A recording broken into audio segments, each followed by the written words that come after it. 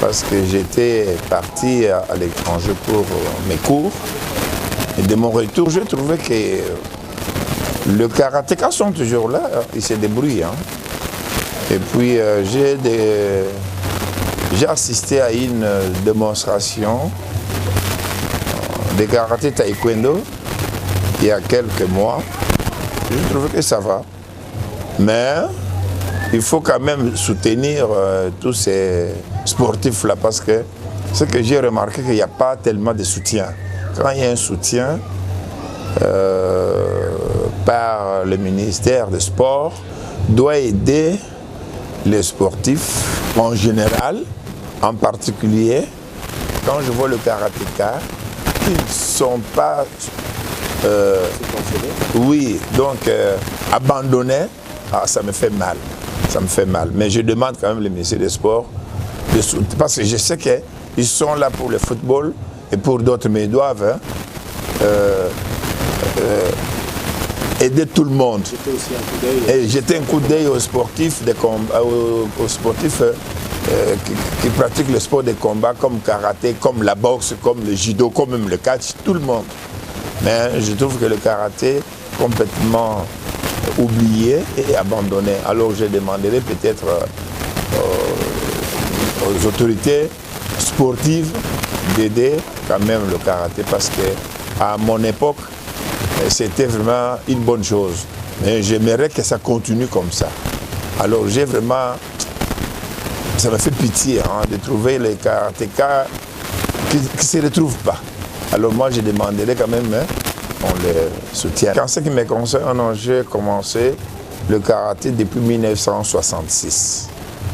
J'ai eu ma première ceinture noire, première dan, en 1970 et c'était à Livingstone, en Zambie, à côté de Lubumbashi. Parce que chaque fois on partait à Lubumbashi, on partait en Zambie en promenade, à l'hôtel intercontinental de Livingstone.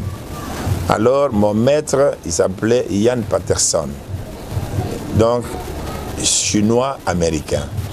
Alors c'est celui qui m'a donné la première ceinture, première dan, qui était homologuée ici en 1974 par Yan Sun Park, qui était venu ici, qui était considéré par la Fédération congolaise de karaté, donc FESAM à l'époque.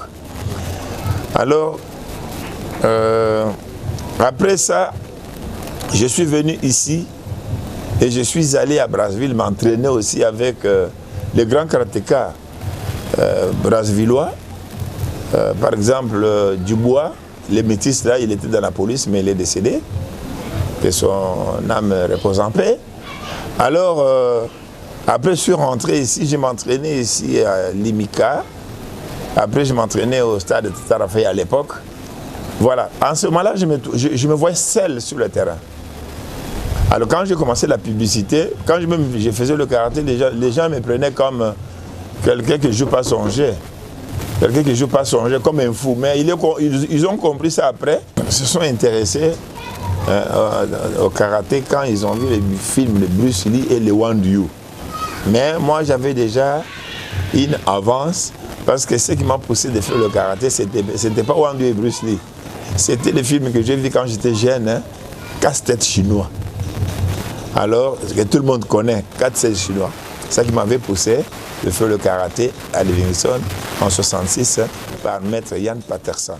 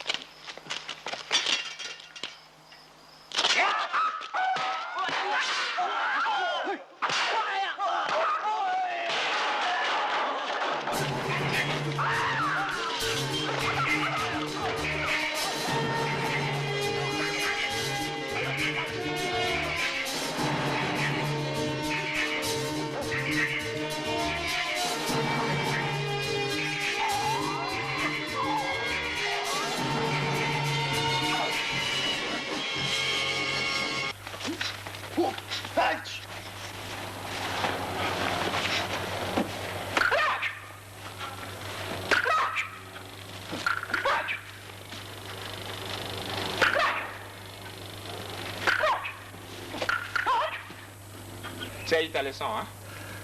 Ouais, je pense au TikTok. Tu vas avoir ta leçon, mec. Attends, je te la donne, tu veux. Pas de ton pas, je suis tout de suite là.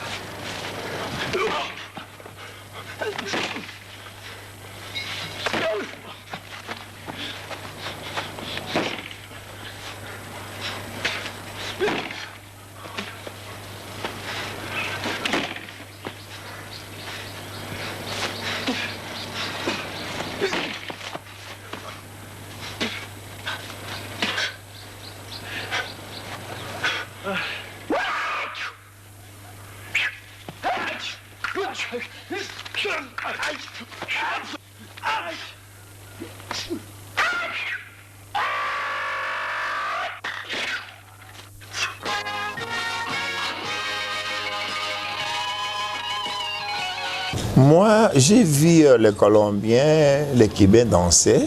En ce moment-là, j'étais en Europe, c'était en 78. Alors, j'ai essayé un peu de danser, d'imiter comment ils dansaient. Alors, les gens me prenaient comme un Cubain qui dansait. Alors, mais après, j'ai senti que non, ce n'est pas une danse telle comme un dombolo, comme la rumba, non. Ça, c'était le sport. Parce que quand moi, je danse, ça dit que je fais le sport. Et ça m'intéresse quand j'écoute la musique salsa, sa façon que ça résonne. Alors j'ai compris que c'est bien pour faire le sport en ce moment-là. Or que quand moi j'ai fait le sport, les gens considèrent ça comme la danse. C'est pourquoi les gens m'ont trouvé que je suis un bon danseur de salsa.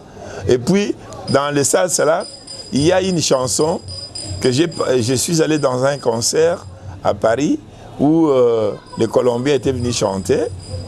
Quand ils m'ont demandé le nom, j'ai dit mon nom, je m'appelle M. Bébin Kabouya. Ils m'ont lancé dans la chanson, Kabouya, Kabouya. J'ai dansé très bien. Et puis les gens qui me donnaient de l'argent, ils disent non, non, mais tu danses très bien. Bon, c'est comme ça que c'est arrivé. Alors,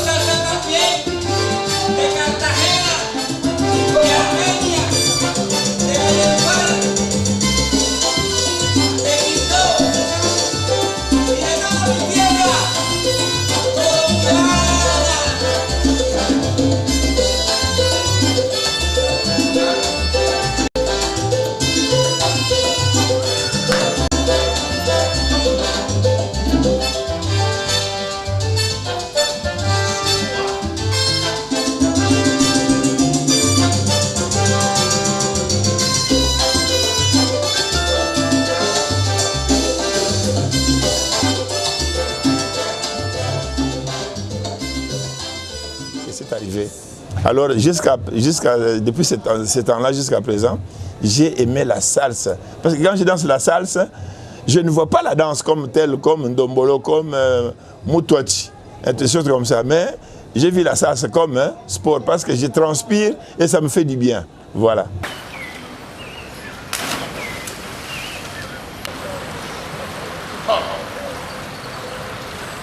Vous savez, messieurs les journalistes, je ne comprends pas. Ben écoutez, c'est la prédestination, je peux appeler ça comme ça. C'est la prédestination. Je suis allé nager comme tout le monde. Et après, les gens me disent, ah non, les gens me disent que non, ben, la façon que vous nagez, c'est extraordinaire. C'est comme si vous marchez sur l'eau. J'ai dit, mais c'est ma façon. Où est-ce que vous avez appris ça? J'ai dit, non. Moi, je suis né comme ça. J'ai nagé dans les rivières quand je partais à la province. Il y avait des rivières qu'on appelle Sankourou, tout ça. Quand je nage, vous voyez toute la poitrine, tout ça, les épaules sont au-dessus de l'eau.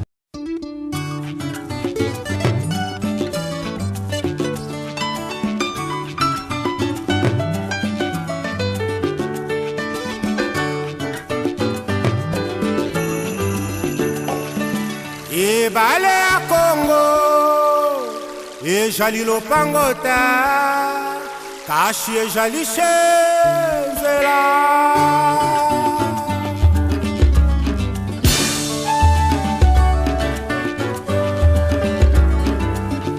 Yahweh benisa Congo Yahweh batela mikombo